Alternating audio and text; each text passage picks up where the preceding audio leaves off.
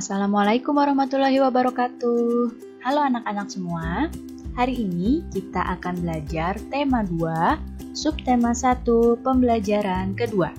Sudah siap untuk belajar hari ini? Kalau sudah siap, mari kita mulai belajarnya. Lihat di hadapan kalian ada seorang anak yang sedang menikmati segarnya udara di lingkungannya. Tahukah kamu apa yang menyebabkan udara terasa segar? Ya, udara terasa segar karena di tempat tersebut banyak mengandung oksigen. Jadi udara terasa lebih segar. Makhluk hidup itu bernapas. Semua makhluk hidup bernapas. Nah, kita manusia pun juga bernapas. Tahukah kamu apa alat pernapasan manusia?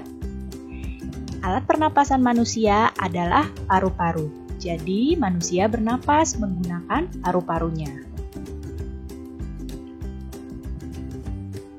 Manusia itu bernapas untuk memasukkan udara ke dalam tubuhnya, ke dalam paru-paru.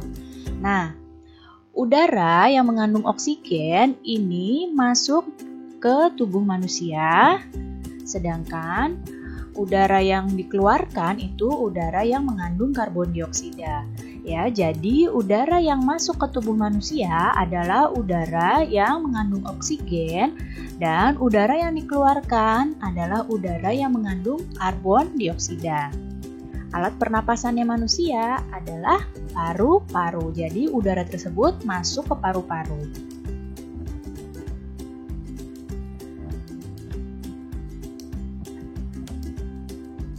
Berikut adalah organ pernapasan pada manusia.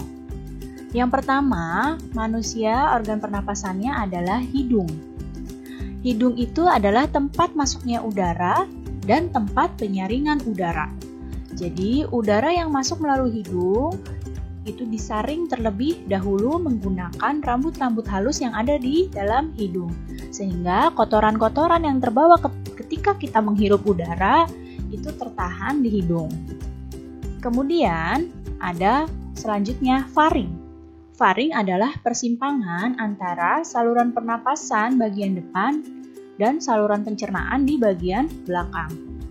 Kemudian ada laring. Laring ini terdapat di belakangnya faring. Setelah itu ada batang tenggorokan atau trakea.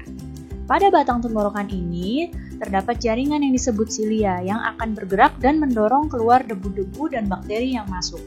Jadi setelah disaring di hidung, jika masih ada debu atau bakteri yang masuk, ini akan didorong keluar lagi di batang tenggorokan. Kemudian ada bronkus. Bronkus adalah percabangan dari batang tenggorokan. Nah, serta menuju paru-paru kanan dan kiri. Jadi bronkus ini bercabang jadi dua.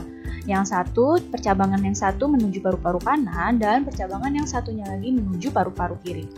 Kemudian ada paru-paru. Nah, di dalam paru-paru ini ada bronkiolus dan alveolus. Bronkiolus ini adalah percabangan dari bronkus. Sedangkan alveolus adalah tempat terjadinya pertukaran oksigen dan karbon dioksida. Alveolus ini adalah gelembung-gelembung halus ya, ada di ujungnya bronkiolus, tempat pertukaran oksigen dan karbon dioksida.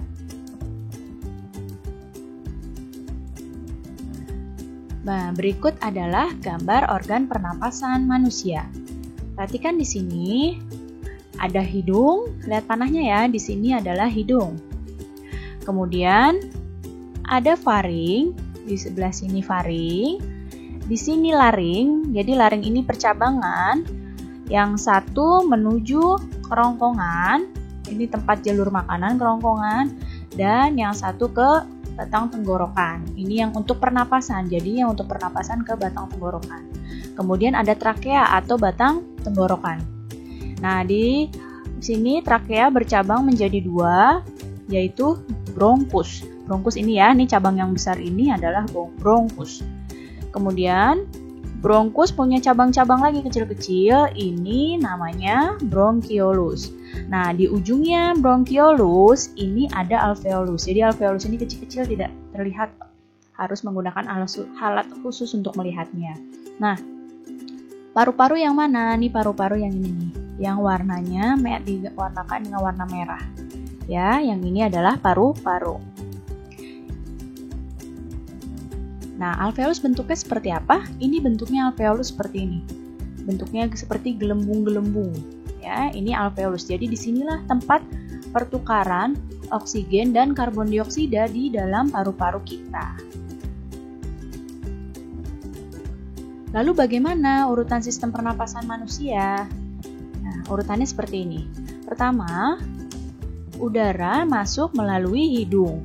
Disaring di hidung, kotoran-kotorannya. Kemudian masuk ke faring. Udara dari faring menuju laring. Dari laring kemudian menuju batang tenggorokan atau trakea. Nah, di sini jika masih ada debu dan bakteri yang masuk akan didorong keluar lagi. Kemudian yang udara sudah bersih dilanjutkan masuk ke bronkus.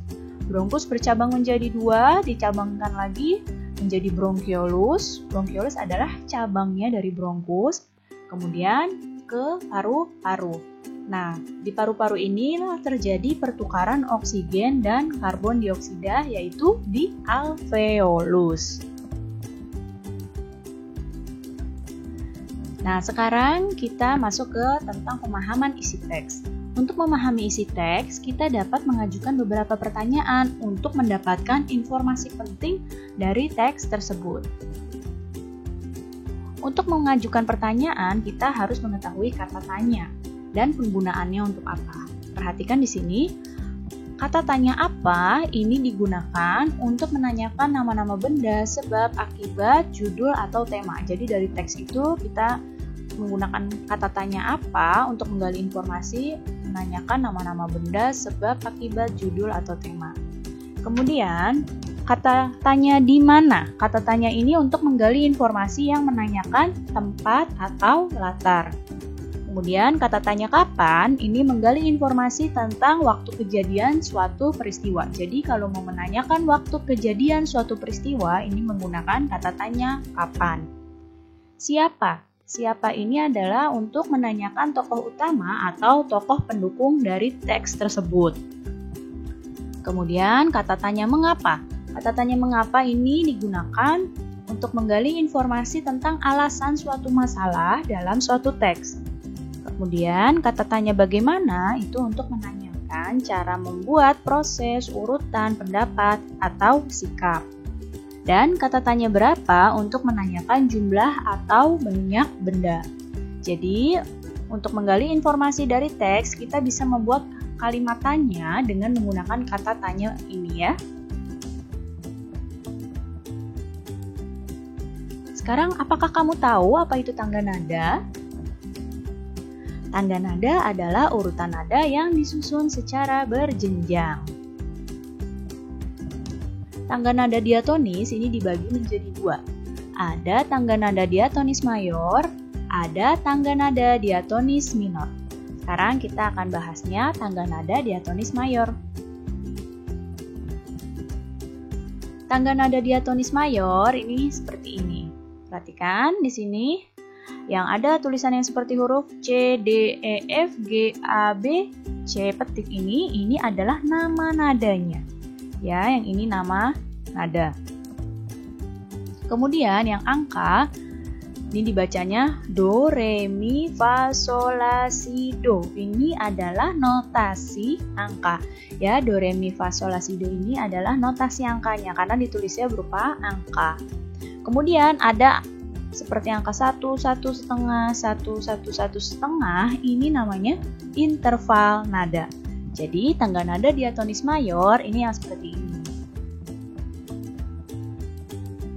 Kemudian ciri-ciri nada diatonis mayor, ciri-ciri lagu yang menggunakan nada diatonis mayor.